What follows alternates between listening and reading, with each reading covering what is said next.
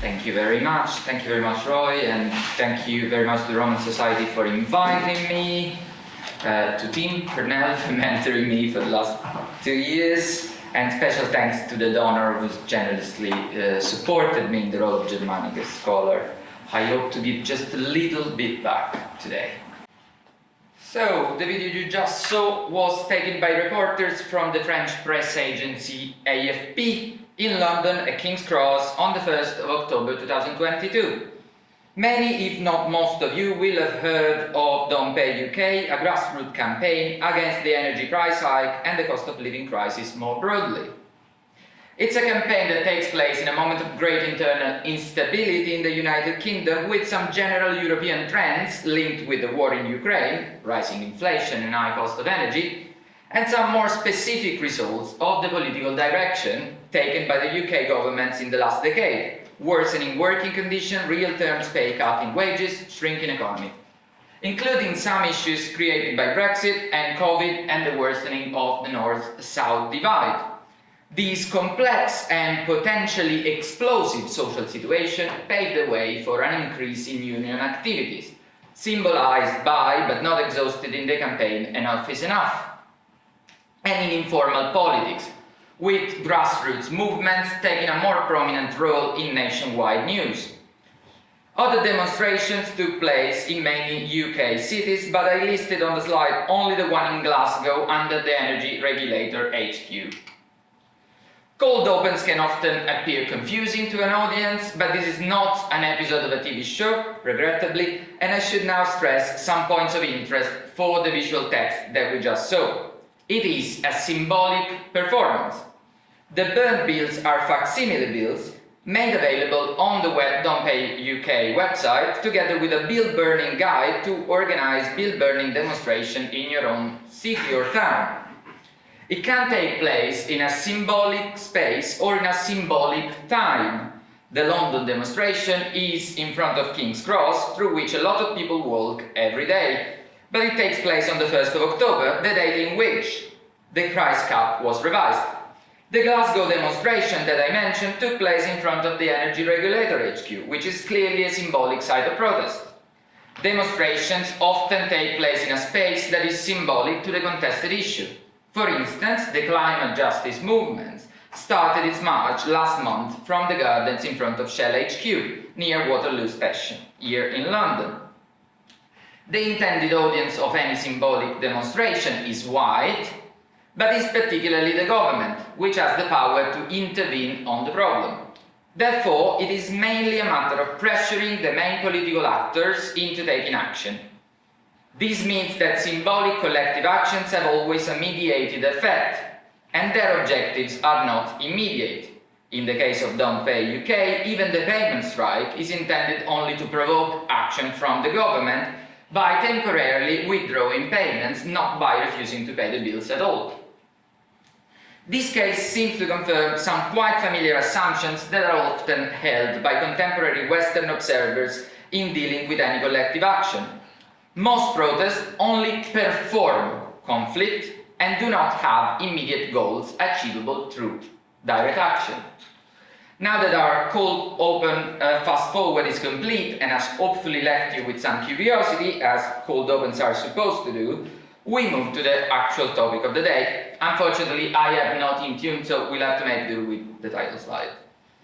My talk will start with recalling the well-known adversity that the socio-economic Roman elites had for the idea of tabula nove.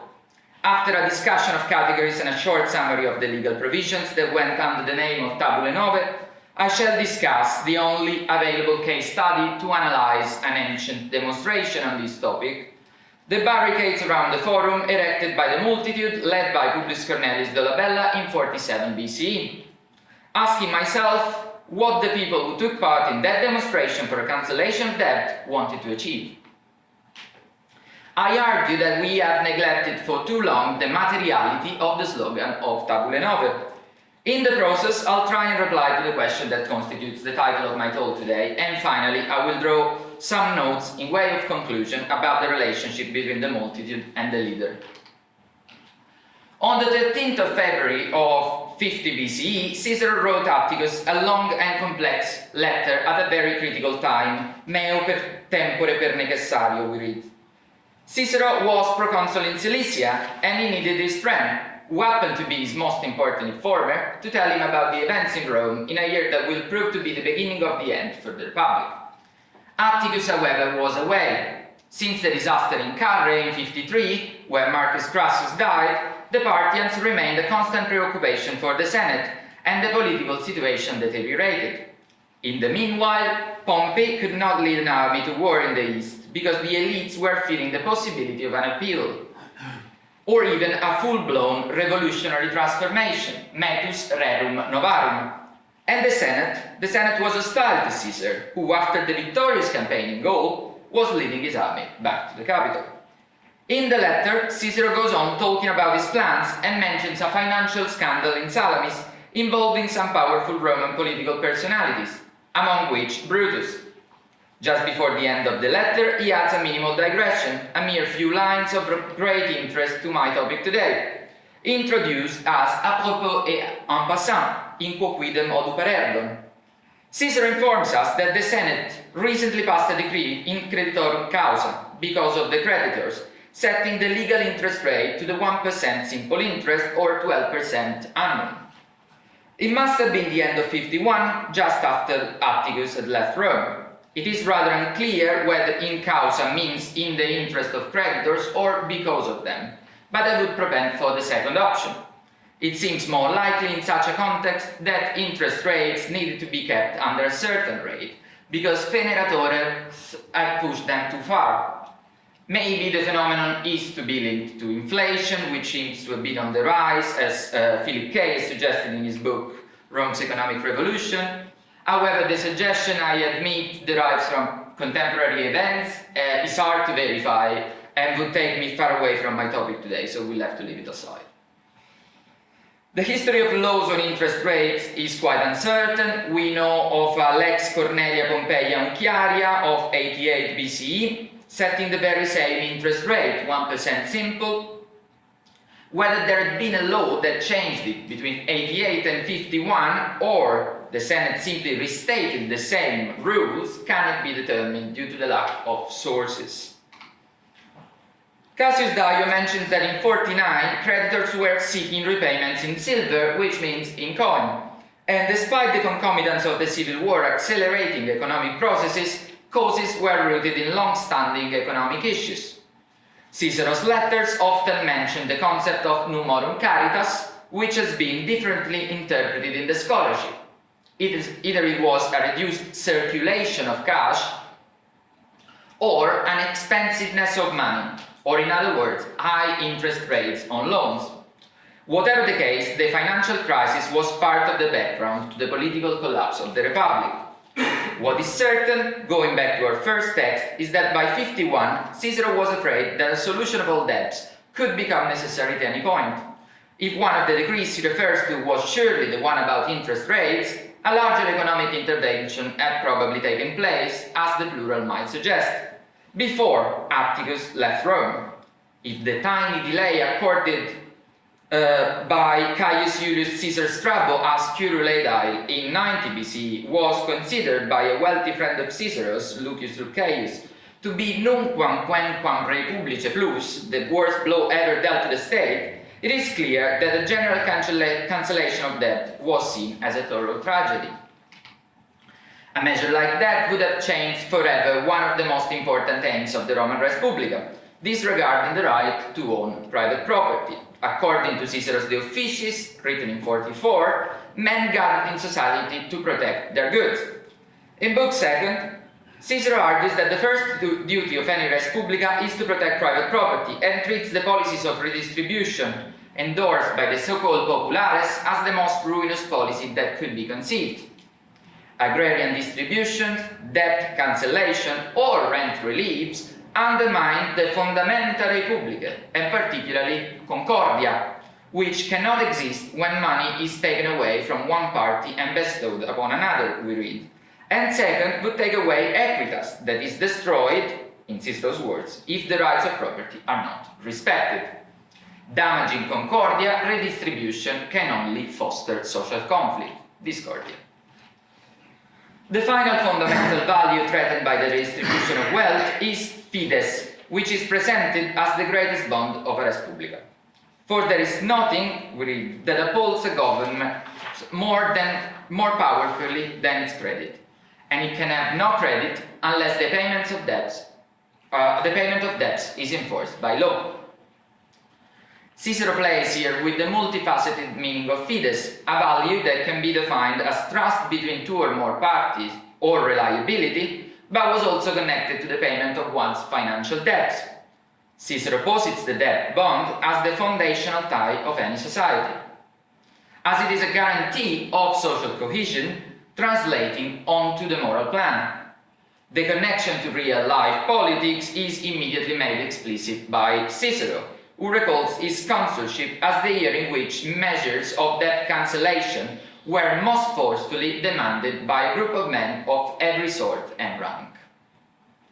The abolition of debt is depicted as a malum, an evil, a disease, that Cicero eradicated from the body of the Respublica, ensuring that the debts were regularly paid in full.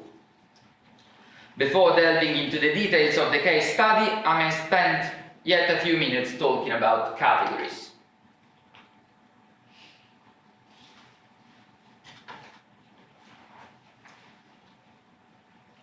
In my doctoral work, I argued that the concepts of crowd, people, and plebs are not theoretically equipped to describe a collective subject that takes political action in a specific conjuncture.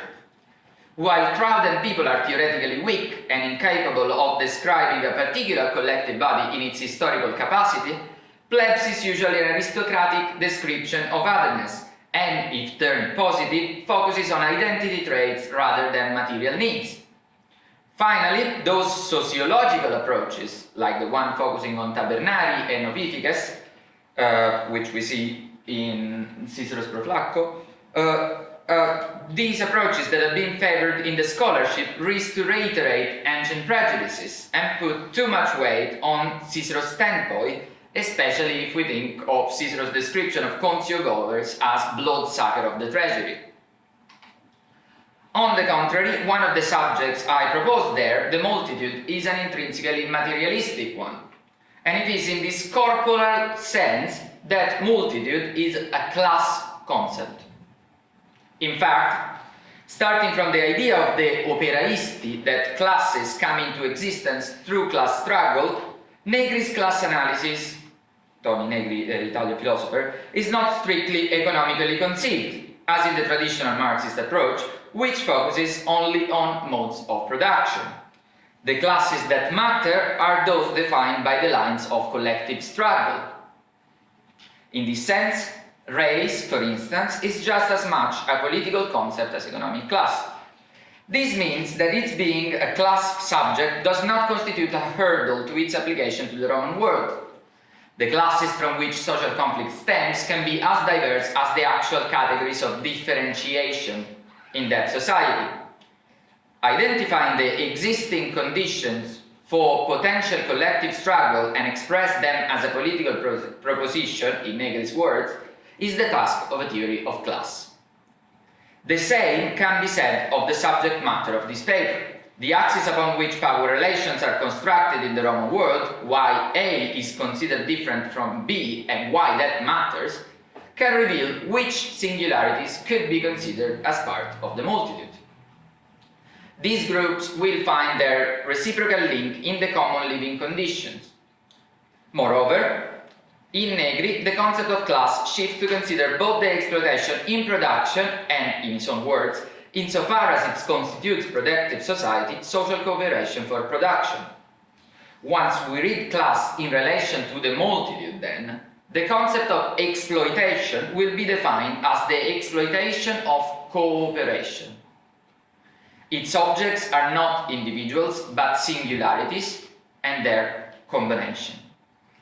It follows that it includes all the exploitation in social relations, in which he calls bioproduction, the production of life itself.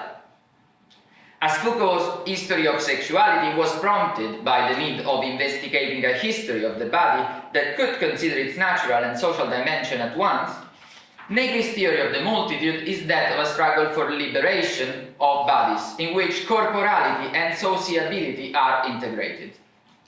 Hart and Negri argue for biopolitical production as the matrix for contemporary forms of production. Given that, and I quote, class is a biopolitical concept that is at once economic and political, the understanding of labor cannot be limited to wage labor, but it has to refer to all forms of human productive capacity, all forms of potentia, said in the words or in the vocabulary of one of the fundamental starting point, Baruch Spinoza. The multitude demonstrates that there is no need to choose between unity and plurality, and that this tension between the two as an irreducible multiplicity constitutes the subject itself. The differences among singularities are always expressed and not explained away or reduced to sameness or unity. There is no scope, therefore, for an identity of the multitude. Hart and Negri stated that the political project of the multitude must rest upon, and I quote, an empirical analysis that demonstrates the common condition of those who can become multitude, end of quote, which means a common discursive and bodily function, condition in the inseparable perspective of the flesh. To do so, they argued that there is a form of labor that exerts hegemony over the others, even though its existence cannot be necessarily grasped through quantitative methods. As in Marx's age, the industrial workers were not predominant in numbers, but still constituted the hegemonic form of labor, in Hart and Negri's age, and in ours, immaterial labor is the key hegemonic force. This last form of labor produces knowledge, information, communication, relationship, and emotional responses. Differently put, the latest hegemonic form of labor is the biopolitical labor, intended as the labor that creates not only material goods, but also relationships and ultimately social life itself. The distinction between the spheres of economics, politics, society, and culture loses then a bit of its validity. In the Roman world, the hegemonic form of labor in qualitative terms is unquestionably agriculture. It is from this production that the model of the good citizen, narratively linked to the traditional values of the mos maiorum, is devised. Negri and Hart themselves granted agriculture some qualities of the immaterial labor that they discussed: knowledge, intelligence, and innovation. The regulating role of agricultural life has been often recognized in biopolitical terms. The conformation of time imposed by agricultural life is only the most obvious element. Craft work also involved the refinement and mastering of a technique, which is a form of knowledge, understanding the quality needed, and in some cases the taste of clients, and finally, it needed innovation. In workshop, there was an intense economic and social activity. They were proper spaces of biopolitical production, where social relations were formed. It can hardly be objected that the production of social relations was a defining feature of the taverne and of the streets, where a wide variety of people came into contact with each other, as the work of Cristina Rosillo Lopez has shown. The spatial dimension, both in terms of location in the city and of the internal shaping of space, of the shop and of the workshop, affected the social perception and occupational identities of the people that lived and walked through those spaces. These forms of labor share the common condition of not belonging to the remit of the economic elite of the res publica, namely the first two classes of census. They all shared something common despite the strictly material variance in their lives. We might even attempt at this point a further step. The beliefs and ideas on right and wrong that E.P. Thompson called the moral economy of the crowd could be considered as part of the common. The bodies of the multitude, living in the same conditions, experience the limits of right and wrong, and they experience it in the common. Not even the poor, the unemployed, the unwaged, the homeless, the migrant are excluded from the multitude. As commonality is grounded in social production, there is no reason why the multitude should be formed by nothing but wage laborers, or, to name just one possible alternative, citizens. In the inversion of perspective operated by Art and Negri, the poor are rich of rebellious potential for biopolitical production, as they participate in the construction of linguistic forms, information, production of knowledge, network of communication, and collaborative social relationships. In other words, the poor are rich in common and are interested in defending it more than anybody else. As with the crowd, the participants are from different groups and share similar living conditions. However, the multitude, in its process of becoming subject, does not only find the common as a precondition, but actively produces it. The participation of the poor in the forms of biopolitical production is unquestionable, I think. They interact and share spaces with all sorts of people. To sum up this point, multitude is a collectivity made of bodies in which discourse and material needs coexist in what Negri and Art called the common. In the common, the multitude also finds minimal thresholds of justice and dignity to defend that were once attributed to the crowd in the tradition of crowd theory, and reacts when its own existence is threatened. This continuous attempt to ensure the existence of the singularity that participate in the multitude is the jus resistantiae, the right to resist. Despite being composed of different individuals, many, the multitude acts as one on the political scene, consistently to its own common sense of justice and its own common morals.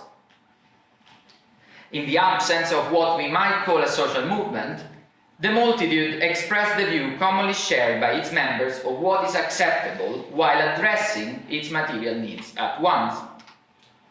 This focus on the multitude contrasts with that on the leader, one of the main features of accounts of social conflict in Roman history.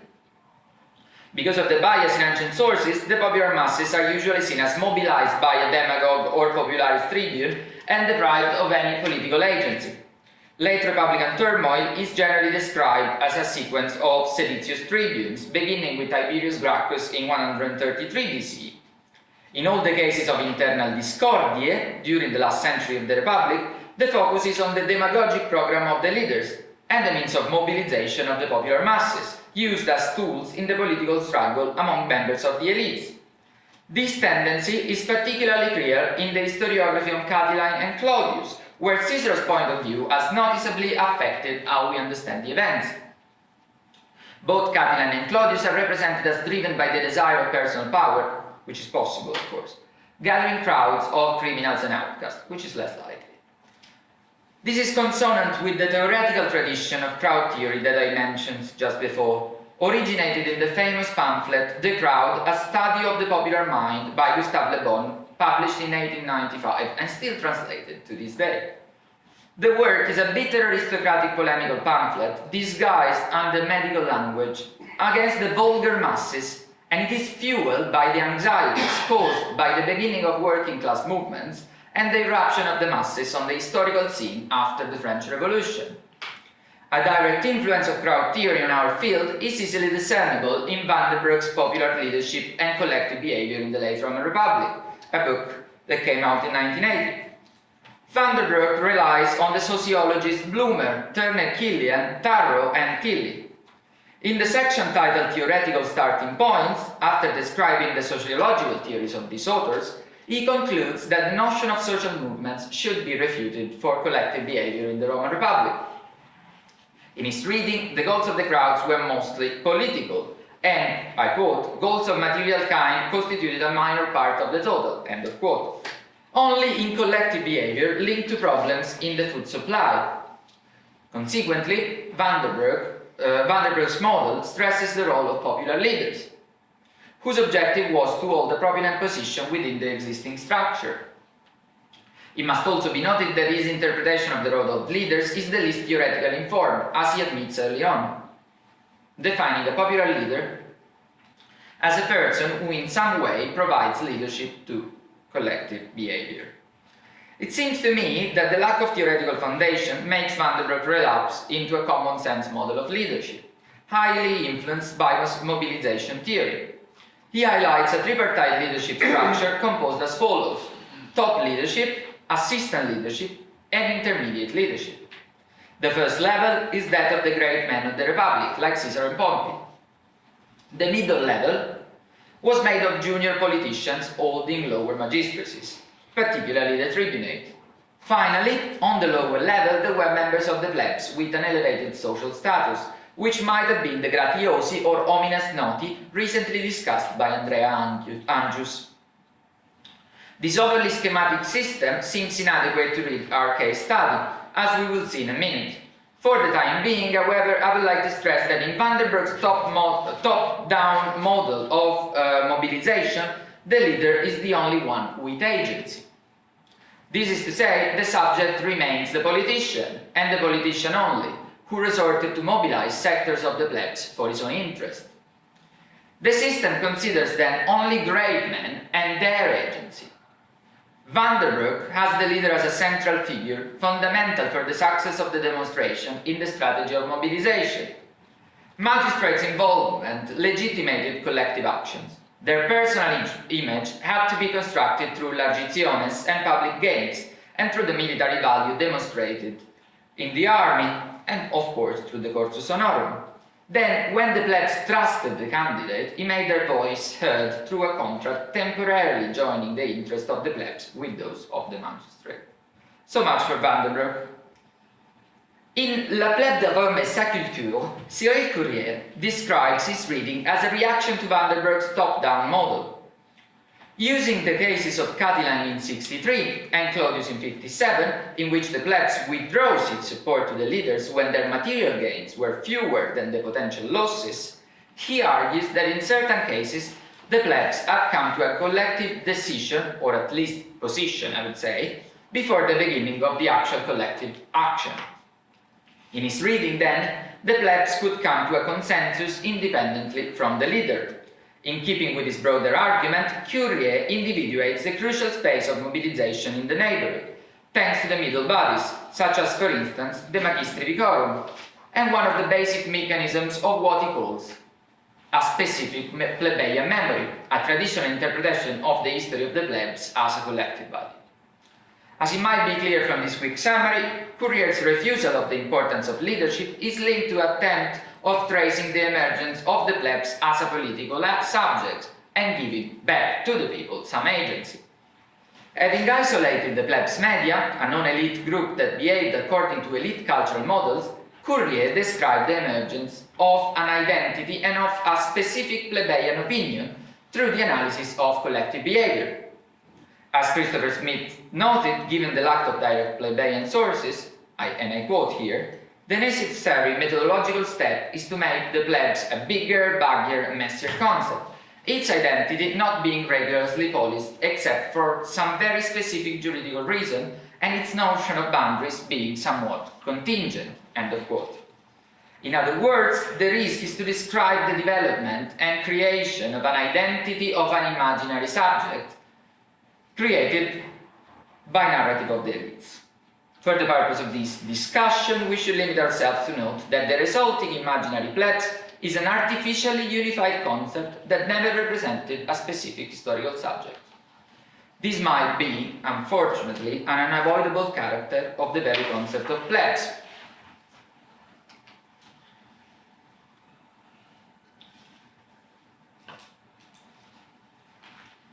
It's now time to delve into my chosen case study. As Maria Pia Piazza and Marina Ioannatu have demonstrated, the measure of the Tabulae Nove was a complete cancellation of debt, and not an implementation of laws to reduce the credit or provide a delay for repayments as in 90 BCE. It only had effect on the debts contracted through the form of mutuum expensilatio or stipulatio, which is to say, on all the money lent at interest. Indeed, we see in Caesar's account of Marcus Silius Rufus' movement of 48 that the moratorium on rent, alone the right of housing, was a separate issue from the lex tabularum novarum. At the same time, it seems fairly clear that the 6 years blockage of money lending at interest ut pecuniae credite solvantur, which was voted by Silius, was linked to the law on the debt cancellation. It is by now impossible, I think, to exclude common people from debt issues as Tenny Frank did long time ago. We would have to ignore too much information we have about the cases when the solution of the Nove Tabulae was indeed put forward. The composition of the Catilinarian camp in 63 BCE in Sallust and in Cicero, indeed, suggests the same. The measure was appealing to many different social groups, from the aristocratic youth to indebted politicians and nobles to the common people, who had to get into debts to get by in period of serious financial crisis. This constituted the strength of what has been called the slogan of the Tabulae Nove in much of modern scholarship. Basically, a catchphrase without much substance to it, used by populares to gather consensus around them. The example of its usage by Catiline is quite revealing, since it shows many different singularities with different material interests united to campaign for debt cancellation. A quick look to the sources on the screen, will make clear how the historical bloc supporting Catiline was formed by aristocrats, plebeians, and even Italians who had recently become Roman citizens. There can be little doubt that the mass of people who took part in the events of 48-47 was also diverse, and that the social unrest was prompted by a serious financial crisis. As we saw at the very beginning in 51, Caesar had some concerns for the situation of debt, and in the following years, thanks to the distress of the war, the living standards of the population can only have worsened. In fact, whether there was a higher interest rate or a reduced circulation of cash, the lower strata of the population must have suffered more than anybody else the impact of it.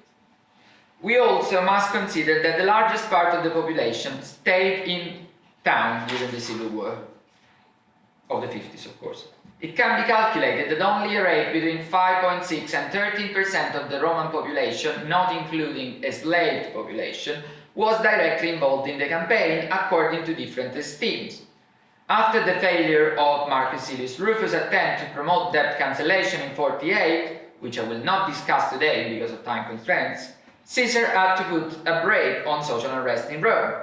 At the end of 48, a stop to the collection of rent up to 2,000 sesterzi for urban houses and 500 for rural ones was declared, followed by a few peaceful months. In the following year, the tribune Publius Cornelius Dolabella took up Silius' program, the Tabulae Nove and Moratorium on Rent, which was still very popular with a large part of the population. The best source for the episode is the late account of Cassius Dio in book 42 of his Roman history. The tribunes Dolabella and Trebellius are opposing each other. While the first chose the role of champion of the debtors, Trebellius represented the cause of the creditors. This division is indeed very relevant in the culture of the time, as it is shown in the letter to Caesar of the Pseudo-Sallust, most probably a scholastic exercise, as was Soria, if a very well-informed one, written in the 1st century. The author asks that the magistrates govern for the people, not for the creditors. It is telling that the creditors are not opposed to the debtors, but to the populus Romanus as a whole. It can be the trace of a political discourse claiming that the honest Roman people were in debt, while the feneratores should not be part of the reconstituted populus after the war. Indeed, they should not exist at all. Tollendus est feneratur impostor. As the text is quite long, I put the Greek here and the translation here, and we'll keep the translation on the screen for a moment, but then, of course, for the question, if you want to go back to the Greek, that's absolutely fine. In 47, Caesar, then dictator, was in Rome, and Mark Antony, the Magister Equitum since December 48, was the highest authority available. However, he had left the command of the city to Lucius Caesar, cousin of the dictator, appointing him urban prefect. In fact, as he feared that a group of Caesar's veterans in Campania would start a rebellion, he had set out to deal with the problem. Antony decided to side with Trebellius without actually making it known to the larger populace and striking a neutral post on the debate. This is obviously what Cassius says. The contest between Trebellius and Dolabella became so violent that once even the holy vessels of the Vestals had to be taken out from the temple. located in the forum because either the fire or the clashes between the two groups had put them in danger of being destroyed, with all the ominous consequences attached to this. In such a violent context, the Senate voted the so-called Senatus Consultum Ultimum, a decree demanding the higher magistrate with imperium to take action against anyone who constitutes a danger for the order of the community. The most common formulation is ne quid res publica detrimenti capiat. Cassius Dio interprets Dolabella's radical actions as caused by his thirst for fame, after he knew that Caesar would have now pardoned him. Something that, in fact, happened soon after the events I am describing. Apparently, Dolabella promised to enact his bills on house rents and debt tus nomos, ton teperiton creon, cae ton periton enoicion, on a certain specified day. In other words, he called for a general demonstration.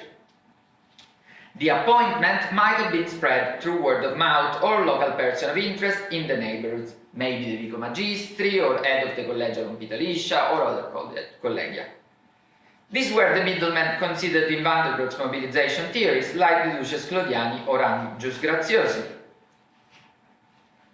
When the day arrived, Cassius seems to imply that the crowd, or Oclos, met around the forum, tate perite agoran, and erected barricades, setting up wooden towers here and there, and preparing for the counterattack. The action took place in a void of power, which should have given the multitude, led by the tribune, enough time to achieve their objectives. At dawn, the camp was wiped away by the soldiers, attacking downhill from the capital. And Anton cut down the tablets containing Dolabella's laws. The repression was harsh. According to the Livian Perioca, 800 plebeians were killed.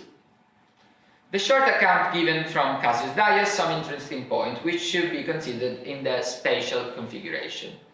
We know that Antony led his troops down the capital to attack the rioters, and we also know, for modern comparisons, that crowds tend to barricade narrow spaces in order to be effective. It would be enough to quote Haussmann's renovation of Paris between 1853 and 1870, during which streets were widened so that it would be harder to barricade them. Seeing the map of the forum, it seems unlikely that ta teperite agoran means the perimeter of the forum. That would have demanded a very long time to barricade and a huge number of people to guard it. Indeed, if we compare Muritz and Sestins for the voting assemblies, we realize how big an effort that would be. The comitium could accommodate a number between 36 and 4800 of people, and the whole forum a maximum of 30,000. Obviously, these are estimates.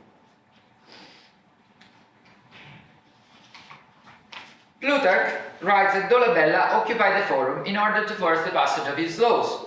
This implies that he done so for the formal reason of validity of the laws. However, the notice is unlikely to be true. A law as such would have been declared void anyway because it was passed de vi, with the use of violence. We have enough parallels to be sure that Dolabella could have expected such a result. Moreover, even if we accept that his objective was voting valid laws, it seems unlikely that, however participated in the demonstration, the crowd could occupy the whole forum and control the perimeter, and certainly the comitium cannot be described as ta teperite agoran. Thus, we must ask ourselves what his objective was in putting in place such a resolute and radical plan.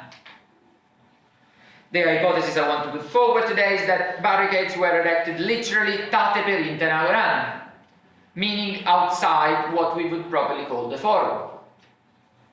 I also argue that he did so for very practical reasons, determined by both the difference in numbers and technology between his side and the Roman army, and the objectives the multitude had for the demonstration. I believe that the space at the bottom of the Clavius Capitolinus was the site of these events, comprised between the Aerarium Saturni and the Temple of Concordia. The Clivus was the only street available to move soldiers down the Capitoline hill, since the other option would have been stairs, probably the Gradus Monete, or on the side of the arcs. This site would have had several advantages in practical terms. First, narrow spaces are easier to barricade. At the bottom of the Clivus, the narrow end turns sharply to the forum next to the Porticus Deorum Concentrium. We are in this area, more or less. comprised between the Clivus and the Capitoline Hill. The porticus is of uncertain history. It is usually believed to have passed through different phases from the 3rd century BCE until the restoration of Flavian age, and finally came to be the site of the Scribe Librari and of the Curule Aediles Precones. In any case, Coarelli has convincingly argued that it was probably built during the restoration of the area. The area began by the Emperor Titus in 79 and replaced what Tucci called the southwest building, this thing here. It seems likely that the clivus was originally comprised between the Porticus Saturni and the southwest building, convincingly identified by Coarelli as the archive of the Aerarium Saturni. The site of the arcs was protected on northwest by the Grand Temple of Concordia, built or restored by the consul Lucius Opimius in 121 BCE after the murder of Caius Gracchus. Next to it, most probably in the same space later occupied by the temple of the deified Vespasian and the enlarged temple of Concordia, stood the Basilica Opimia. The northeastern side was the best protected one. It is the location of the so-called Tabularium, which has been recently identified, again by Coarelli, as a cultural complex of Sallan age, similar to the majestic style of the temple of Monte Sant'Angelo in Terracina, which you see on the left on the slide. Probably dedicated to Venus Victrix, the Genius Publici Populi Romani, and Fausta Felicitas. The Officina Monete, the late Republican Mint, was situated on the arcs and connected to the area through the substructio of the temples, which is the so-called Tabularium. Finally, the area was close to the Rostra and the Comitium on the southwestern side. I'm not sure whether the ground level between the Forum and the area of the Tabularium was even in 47 BC. Caesar's renovation would take place 2 years later, so the level of the Forum should be the one set in Sallan age. Whatever the case, it would still be easy to defend if barricaded between the Temple of Saturn and the Temple of Concordia. Second, its position helps to explain why Antony attacked from the Clivus Capitolinus and not on another side of the Forum or from multiple sides. The Forum is strategically weak. It is basically a crossroad with several points of access. This map, sketched by Amy Russell in her book about the politics of public space in ancient Rome, is clear enough in this respect. She remarks it herself, saying that, and I quote, there were dozens of ways in and out of the square and no easy way of policing its perimeter. And then listing the main streets around it, the Argiletum, the Sacra Via, the Vicus Tuscus, the Clivus Argentarius and the Clivus Capitolinus. If the crowd barricaded the whole Forum, we would expect a combined attack, at the very least, especially because Antony was leading a large body of soldiers, as Cassius Dio specifies. Why, then, leading them in a narrow space of confrontation where he would have lost the advantage of numbers, if he had the opportunity of doing it differently? A further consideration can be made about the numbers. I already mentioned Livy's figure, well, the Periodes figure of 800 scesi e plebe. Despite the uncertainty of the figures in the ancient sources and the fact that it is not easy to estimate the volumes of the area, on the slide here you can see the section, a quick calculation can be made using the same method used by Muritzen in his work and knowing that only a rough estimate of the maximum capacity can be given. Calculated the space that should be occupied according to my hypothesis, and considering that we have no way to know the dimension of the Basilica Opimia, nor the exact point of the barricade on the southwestern side, no more than 9 or 10,000 people tightly packed can be imagined. However, Cassius Dio is desperately vague on the numbers. Antony led many soldiers down the Capitoline Hill, Stratriotas Pollus, and some of the rioters were hurled off the Tarpeian Rock. The fact that Antony led a large body of soldiers might suggest a significant presence of rioters, and that only some, so the 800 out of 1,000, let's say, of the rioters suffered capital punishment, do not contradict the esteem, but no more than that can be said, I think. Finally, could there be any other reason to barricade that area, besides logistical ones, if at all? Yes, it's true that it would have been a narrow space to barricade that the whole of the forum or the comitium, but defending yourself against an opposer that attacks from the top down is more difficult than defending yourself on the top of a mountain, or a hill, obviously. Why not the Palatine then? Is it only for symbolic reasons? Even though my hypothesis is based on a series of, I admit, circumstantial pieces of evidence, I argue that the multitudes was aiming to act directly on the registered debts. In other words, to manipulate or destroy the tabulae, and thus, literally, actually, perform the tabulae novae. I must say that there is no positive proof of debts ever being recorded in the late Republic, and that scholarly consensus on the topic tend to think that they were not, at least in the Republican age. The records found on Egyptian papyri, even in small villages like Tunis, are far from conclusive in regard to the practices held in Rome. Nevertheless, let us look at this passage, usually recalled for other purposes, from Book 6 of Livy Suburbe Condita, regarding the year 350 BCE. Two censors are created because of the uncertain reports regarding the debts, incertam famam aeris alieni. This alone stands as evidence that Livy was used to the fact that debts were declared in the profession, since he gives the notice without any particular annotation. After one of the elected censors, Spurius Postumius Regilensis, died, the other resigned and there were new elections, but the new censors didn't serve because of procedural fault.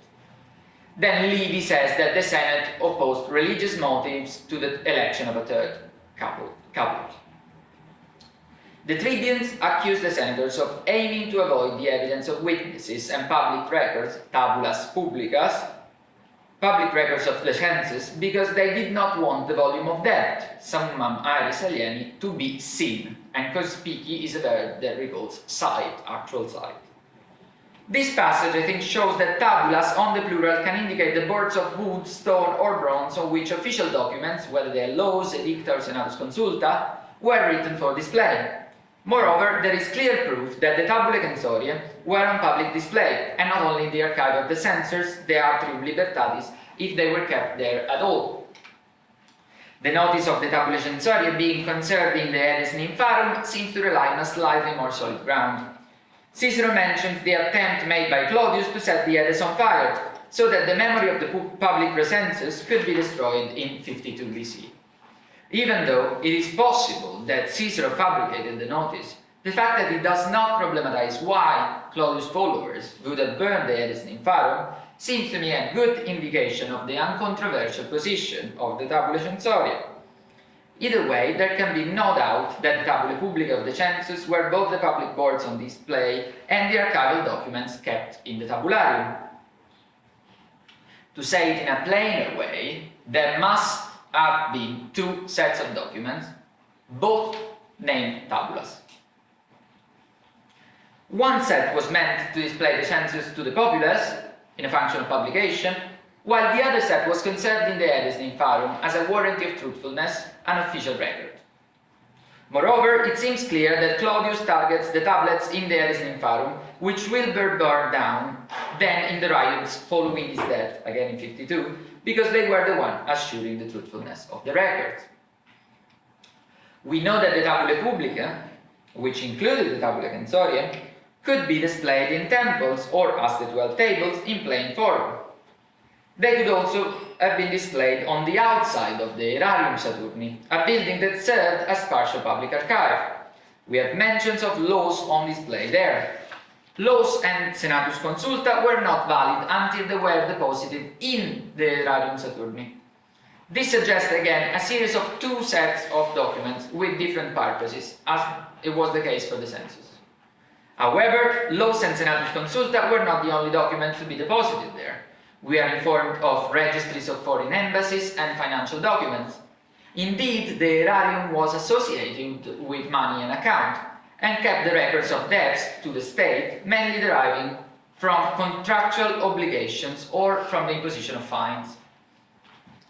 Livy reports that the censors, when leaving office, would deposit at the Aerarium a list of public debtors. No screen this one. As I mentioned before, the so-called tabularium was not the central public archive of the Republic, as it has been thought for a long time, but a tabularium at least is mentioned by a lost inscription, top of slide, recorded for the first time in 1387.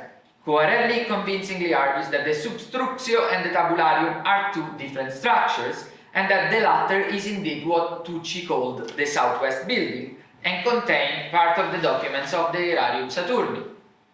This would be the reason why no literary sources distinguishes between the Aerarium and the Tabularium.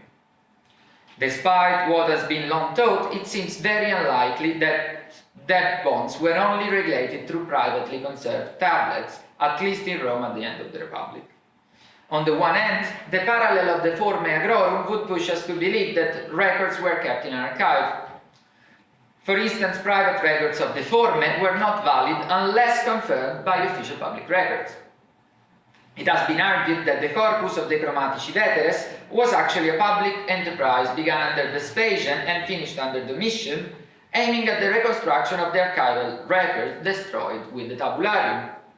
Moreover, this process would fit the one described by Claudia Moatti in La Raison de Rome. There was, she argues, in the late Republic, a quest for authentication that also applied to documents. It was indeed a political move towards democratization that began with the age of Tiberius Gracchus in the last quarter of the 2nd century. The truth could not be kept anymore behind closed doors in the rooms of great families' houses. It might be the case that individual contracts for loans were registered in the Aerarium Saturni, or in another building of that same context. But also be the case that the situation of the Ais Alienum was also recorded during every census, in more general terms, in order to assess the property of the citizens. It would not be practical at all to have records of debts only every 5 years, for many obvious reasons. We know for certain that creditors posted names of insolvents on the Columnia Menia to make their infamia public, and this was something that certainly affected their financial situation. Interest rates changed over time, and the sums of debt changed with them. We might formulate then the hypothesis that two different sets of documents were available for debts as well. One set of tabulae for archival and legal purposes, smaller and conserved in at least a tabularium, and another set of tabulae for display, probably the same tabulae publicae mentioned by Livy. Two more elements can be put forward, even though far from being decisive. First, going back to the Dios passage, Antony is said to have cut down the tables of the laws, tas testanidas ton nomon. The term sanis appears 10 times in what survives of Cassius Dio, always with the meaning of wooden plank or wooden board. None of the occurrence is related to laws. Only another time it's used as wooden boards where announcements were made instead of sending heralds, 60:13:5. As it has already been noticed, the term employed when referring to serious laws was pinachia. Freiburger Gaillan, the editor for the Belles Lettres, explains the anomaly by saying that Dio uses sanis when it's not concerned with the tabula as an object. All the instances, however, point instead to quite the opposite, the materiality of the object itself, and specifically a big wooden board. Why, is worth asking, using a different term rather than the usual pinachia then? A few hypotheses can be made. Sanis can be found in classical Greek to signify a large table of accounts, as it is in an inscription from the Erecteum and also in a list of name of debtors. However, we saw that the distinction between large boards for display and smaller tablets for archive is not clear in Latin, which uses tabulae for both. The Dio's sources for the late Republican period are not certain. It seems likely, however, that Dio did not rely on Livy's account only, but most probably consulted numerous sources, mostly or only in Latin, among which Cremutius. It is possible to think that Dio saw in his source only tabule, and that in the working assumption that the tabule nove were laws, integrated the information with ton nomon, imagining therefore a large board where the laws voted were written. On the other hand, it could also be said that Dio translated tabulas with sanidas, imagining a large board with the name of the debtors. Then it might have been later glossed with ton nomon in the tradition, which would have then remained in the text. So, an interpolation.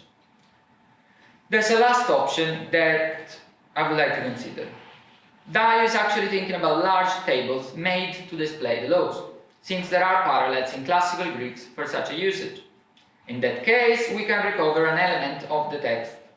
Even if we do not know much about the Tabule Nove, we know for sure that the moratorium on rent was indeed a law.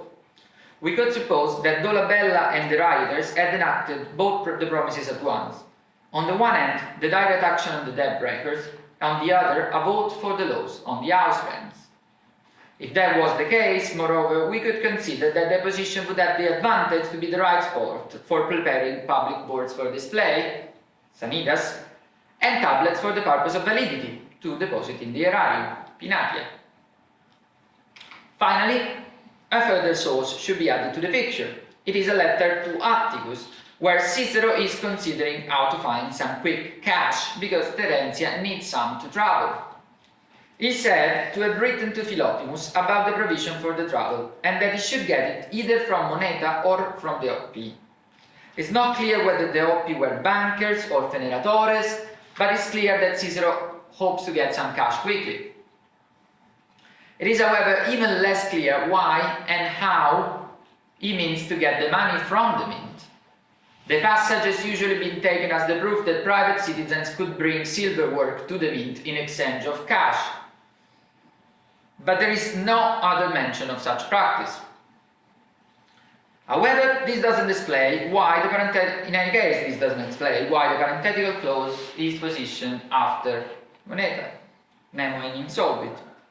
I would cautiously hypothesize that moneta and the reference to debtors who are not paying off their debts are indeed connected, and that Cicero is actually proposing an alternative between trying to obtain some cash back from his debtors or asking himself the OP for a loan. In this case, moneta, the mint situated on the arch at the top east corner of the so-called tabularium, but connected with the whole complex through the substructio, would stand to signify the place where the contracts of debt were deposited. If this hypothesis, if far-fetched, is sound, we can suppose that the small tablets of debts were conserved in the tabularium of moneta, or in one of the contiguous buildings of the complex. The area, thus, would have a further reason to be chosen for such a radical demonstration. In other words, contracts could have been deposited in the temple of moneta, while laws had to be conserved in the erarium to be valid.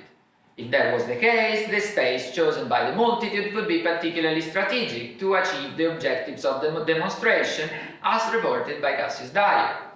If my argument is correct, then these objectives were practical and not symbolical.